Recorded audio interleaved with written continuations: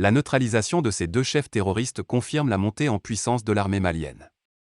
Ils sont responsables de la zakat figurant sur la base de données des terroristes recherchés et auteurs de pose des engins explosifs improvisés et d'exactions sur les populations dans la région. Selon le communiqué numéro 029 de l'état-major général des armées, les forces armées maliennes continuent de consolider les acquis opérationnels face à des terroristes de plus en plus fébriles adoptant l'évitement, se faufilent dans la population tout en la maintenant par intimidation.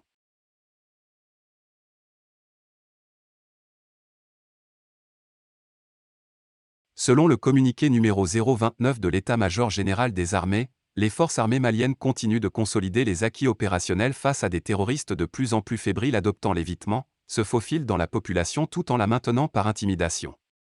Ces terroristes en débandade disposent tout de même de capacités de nuisance reposant désormais sur la pose des engins explosifs improvisés et procèdent aussi au sabotage des réseaux GSM, aux tirs indirects sur les emprises. Ils ont également comme mode d'action de prendre des civils comme boucliers humains. À cet effet, l'état-major général des armées porte à la connaissance de l'opinion que les FAMA maintiennent leur dynamique offensive de recherche et de destruction des terroristes et de leurs sanctuaires dans le cadre du plan Maliko et de l'opération Kelletigi. Depuis notre dernier communiqué en date du 29 mars 2022, en plus des activités de routine de sécurisation de foires, d'escorte, de relève, de patrouille de sécurisation des personnes et des biens, les FAMA procèdent à l'intensification de la recherche du renseignement et au contrôle de zones particulièrement au centre et au sud du pays avec des actions majeures, dira le communiqué.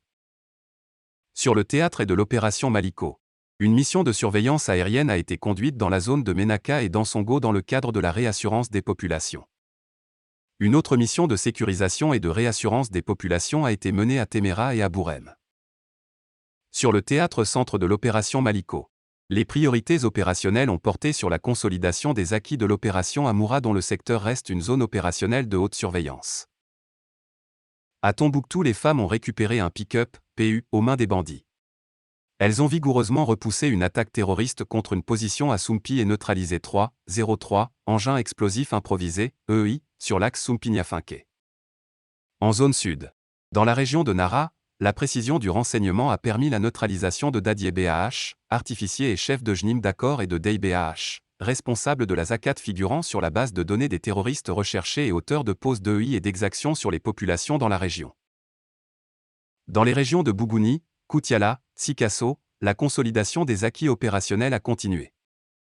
Dans le communiqué, l'état-major général des armées rassure que les actions de recherche de renseignement, de surveillance, de poursuite et de neutralisation des terroristes dans leurs sanctuaires et de leur interpellation dans les zones urbaines se poursuivront. Par ailleurs, les FAMA constatent que les groupes d'autodéfense se livrent à des exactions contre les populations dans certaines localités du centre. Elles appellent ces groupes à déposer les armes et à s'adjoindre au processus de recrutement spécial en cours, déplore la hiérarchie militaire. Elle invite les